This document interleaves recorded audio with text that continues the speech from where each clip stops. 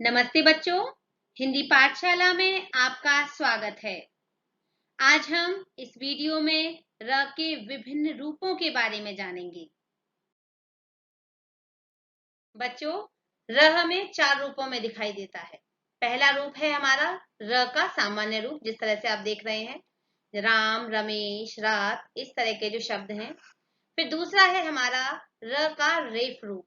र का रेफ रूप यानी जो आप नीचे र के नीचे जो हलंत देख रहे हैं, ये दर्शा रहा है कि यानी ये स्वर रहित है, यानी इसमें स्वर नहीं है। और इसका चिन्ह जो होता है वो इस तरह से होता है, जैसे बर्फ, र, इस तरह से जो सी का आपको चिन्ह दिख रहा है, सी जैसा, वो इस तरह से शिरोरेखा के ऊपर इस तरह से चिन्ह लगा रहता है, जैसे बर्फ, सूर्य, वर्षा। फिर तीसरा रूप है हमारा र का पदेन रूप। तो बच्चों, पदेन यानी जो पैरों में लगे, तो यानी र का ये र जो है वो हमारा पूरा है, यानी स्वर सहित है। और ये इस तरह से प्रेम, प्रश्न। और चौथा रूप है, यानी जो आप देख रहे हैं उल्टा वी, ये जो चिन्ह लगा हुआ है ट पे और ड पे, तो यानी ट्रक, ड्रम, ये जो है बच्चों, ये र का हमारा चौथा रूप है जो कि स्वर सहित है। जानते हैं र का सामान्य रूप। बच्चों, शब्द की शुरुआत में र का प्रयोग। रात, रमन, रस, रबर, राजा, रानी आदि। शब्द के मध्य में र का प्रयोग। करना, मरना, डरना, तैरना, धरना आदि। शब्द के अंत में र का प्रयोग, जैसे शेर, शहर, डगर, मगर, शोर, मोर आदि।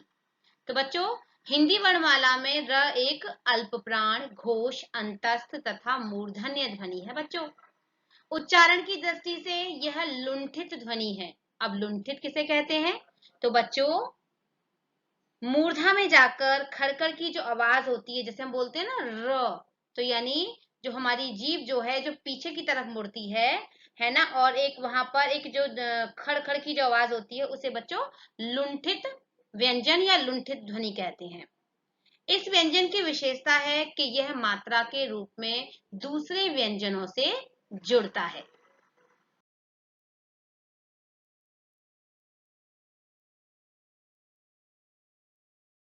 र के दूसरे रूप को विस्तार से जानते हैं, जैसे र का रेफ रूप। तो बच्चों, स्वर रहित र को व्याकरण की भाषा में रैफ कहते हैं। जब यह दो वर्णों के बीच में आता है तो यह अपने आगे वाले वर्ण के ऊपर लग जाता है या चला जाता है, जैसे पर्व, सर्प, वर्णन, वर्षा, प्राचार्य। अब हम इसको वर्ण विच्छेद के माध्यम से जानेंगे कि किस तरह से इसका कहां पर स्थान है इसका। जैसे हमने बोला प जमा अ, तो यानी ये जो प है ये स्वर सहित है, यानी इसमें स्वर समाहित है, तो ये हो गया हमारा प। दूसरा है हमारा व, तो यानी इसमें क्या है, ये भी हमारा स्वर सहित है और ये भी पूरा है क्योंकि इसमें स्वर है। और स्वर रहित जो है वो है हमारा र, तो यानी इसको सहारा कौन देगा? इसको सहारा यानी इसके आगे वाला वर्ण देगा जो है व, तो यानी बन गया हमारा पर्व।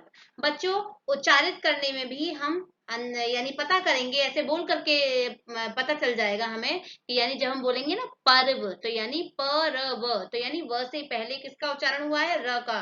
और र जो कि स्वर रहित है, इसीलिए उसको सहारा कौन देगा? उसको सहारा उसके आगे वाला वर्ण यानी व देगा।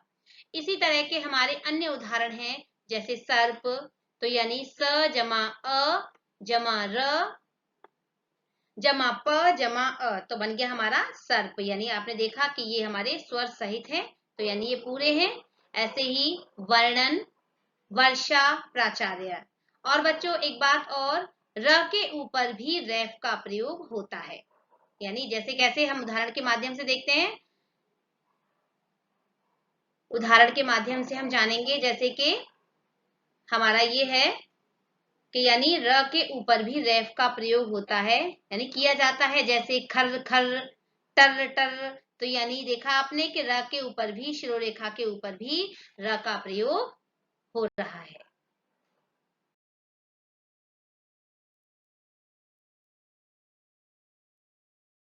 आइए जानते हैं र का पदेन रूप। तो बच्चों, क्र या ट्रे, र के इस रूप को हम पदेन कहते हैं, यानी इस रूप को पदेन कहा जाता है। जिस वर्ण को बोलने में अ स्वर की मात्रा आती है वह र का स्वर सहित रूप है। जैसे क्र बोलने में आ का स्वर सुनाई दिया ना, यानी अ स्वर आता है।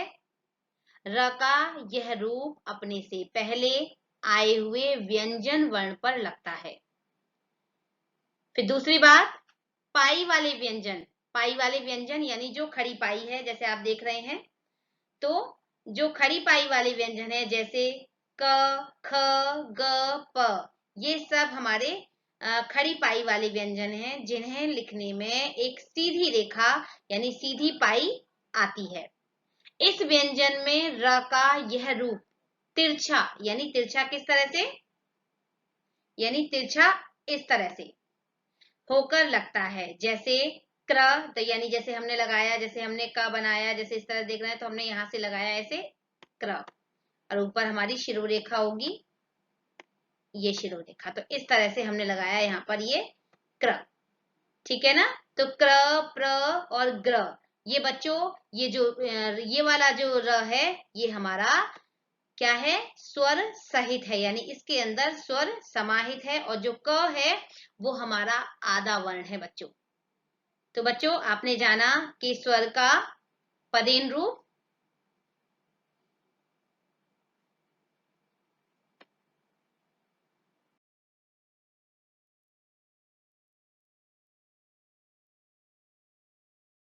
बच्चों, र के पदेन रूप के कुछ उदाहरण जान लेते हैं।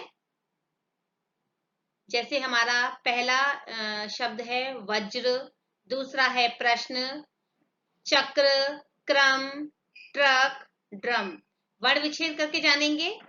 व जमा अ जमा ज जमा र जमा अ। तो बच्चों, आप जानते हैं कि जो हमारे व्यंजन होते हैं उन्हें स्वरों की आवश्यकता होती है, बोलने में स्वरों की आवश्यकता होती है, लेकिन जो स्वर होते हैं वो स्वतंत्र होते हैं, उन्हें व्यंजनों की आवश्यकता नहीं होती। और यदि हमें उन्हें व्यंजनों को स्वर रहित दिखाना होता है तो हम नीचे हलंत लगाते हैं। तो यानी व जमा अ, तो यानी ये पूरा है हमारा, ये बनेगा हमारा, यानी व इस तरह से ये हमारा पूरा है। व जो स्वर सहित है, र को हमने मिलाया तो ये क्या है हमारा, ये स्वर सहित है। और जो स्वर रहित है वो है हमारा ज। तो इसको सहारा किसने दिया, इसको सहारा दिया र ने। और किस तरह से दिया, इसके पैर में लग करके पदेन रूप में। इसी तरह से हमारे अन्य उदाहरण हैं, जैसे प जमा र जमा अ जमा श जमा न जमा अ। तो आपने देखा कि जो प है वो हमारा स्वर रहित है और स्वर सहित है वो है हमारा र। तो यानी ये हमारा पूरा है, र स्वर सहित है।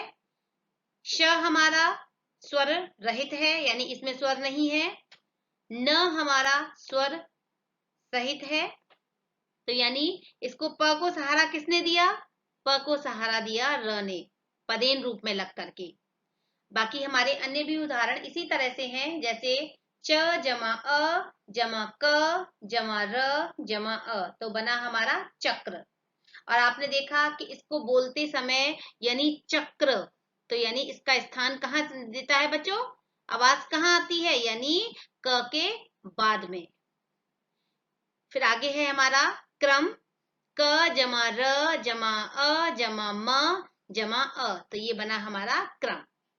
ट्रक यानी ट जमा र जमा अ जमा क जमा अ, तो बना हमारा ट्रक। तो बच्चों, आपने देखा कि पदेन रूप ये जो बिल्कुल भिन्न है ना। तो यहाँ पर यानी ये गोल होने के कारण, यानी ये इस तरह से गोल घुमावदार होने के कारण इसमें इस तरह से लगाया जाता है। हमारे विद्वानों ने इसमें इस तरह से क्यों नहीं लगाया, इसलिए नहीं लगाया बच्चों कि यानी इसके ये संभलेगा कैसे, यानी ये गिर जाएगा, तो इसीलिए इसको इस तरह से रूप दिया गया इसको। तो बच्चों, आपने जाना कि र का पदेन रूप किस तरह से जाना, आपने समझ में आ गया होगा आपके।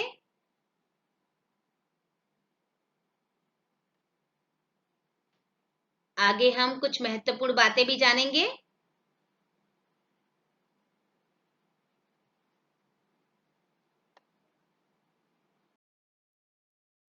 आइए बच्चों जानते हैं कुछ महत्वपूर्ण बातें। नंबर 1, र यानी जो स्वर सहित है, द में तिरछी रेखा के रूप में जुड़ता है। जैसे द जमा र जमा अ तो बना हमारा द्र। तो यानी द हमारा स्वर रहित है और र हमारा स्वर सहित है। तो इसको सहारा किसने दिया? इसको सहारा दिया पदेन रूप में र ने। दूसरा है हमारा ह के साथ र की स्थिति इस प्रकार होती है, जैसे ह जमा र जमा अ। तो यानी जो हमारा ह है ये स्वर रहित है। र के साथ क्या है? र के साथ स्वर है यानी अ आया है, तो यानी इसमें ह के साथ र की स्थिति इस तरह से आएगी। तीसरा है हमारा त तथा श के साथ र की स्थिति इस प्रकार होती है बच्चों, जैसे त जमा र जमा अ तो बना हमारा त्र। श जमा र जमा अ तो बना हमारा श्र। बच्चों इन्हें संयुक्त अक्षर भी कहते हैं। त्र और श्र को संयुक्त अक्षर भी कहा जाता है बच्चों। र और रे में निहित अंतर। र और रे में निहित अंतर को जानना और समझना आपके लिए फायदेमंद साबित होगा बच्चों, क्योंकि कभी कभी कुछ छात्र र और रे से जुड़ी गलतियां कर बैठते हैं। ये जो र है हमारा ये व्यंजन वर्ण है और रे स्वर वर्ण है हमारा, यानी रे स्वर होता है। र का रूप यानी पदेन रूप में और रैफ की मात्रा के रूप में, और फिर ये ट्र यानी ये भी पदेन रूप में और रे की मात्रा इस तरह से होती है बच्चों, जैसे ग्रह और ग्रह, यानी यहाँ पर पदेन रूप में है और यहाँ पर रे की मात्रा के रूप में है। तो बच्चों आपने अंतर समझ लिया। आगे है रे का प्रयोग जिस किसी भी शब्द के साथ होता है वह संस्कृत यानी वह तत्सम शब्द ही होते हैं। यानी वह कौन से शब्द होते हैं बच्चों? संस्कृत के शब्द होते हैं। तो बच्चों मुझे पूरा विश्वास है कि ये र के रूप आपको भली भांति समझ में आ गए होंगे और इससे संबंधित अब आप गलतियां नहीं करोगे। तो बच्चों अगली वीडियो में हम फिर मिलेंगे। यदि आपको मेरी वीडियो अच्छी लगती है तो बच्चों कमेंट बॉक्स में कमेंट जरूर करिएगा और लाइक भी जरूर करिएगा।